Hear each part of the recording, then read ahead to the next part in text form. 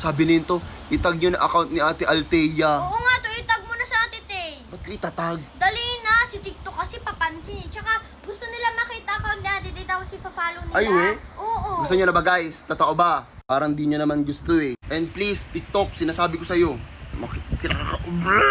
Pero ayun nga, wait lang. Parang nakikita ko si Tay-Tay nagtitiktok dun sa likod. Baka mag-upload na siya to. Hindi, pag 50k daw yung followers, dun pa lang siya mag-upload. Hey guys, nagtitiktok na nga siya sa bago niyang account. Lawi, si TikTok naman. And guys, na-miss niyo ba yung mga transition ni Tay-Tay, ha? So ayun guys, kung na-miss niyo yung mga transition ni Tay-Tay, opo, mag-upload siya dyan sa bago niyang account. TikTok, bati na tayo. Ano? Bati na tayo, di ba? TikTok kasi papansin eh. Basta guys, nag-TikTok guys si Tay-Tay sa bago niyang account. Abangan nyo guys, may solo akong sayaw. Si Solong sayaw naman. Pero sige na nga, ayun, kung hinahanap yung account ni Tay-Tay, ayan, tinag ko na. Alam niyo na, pindutin nyo. Wala, si Palo.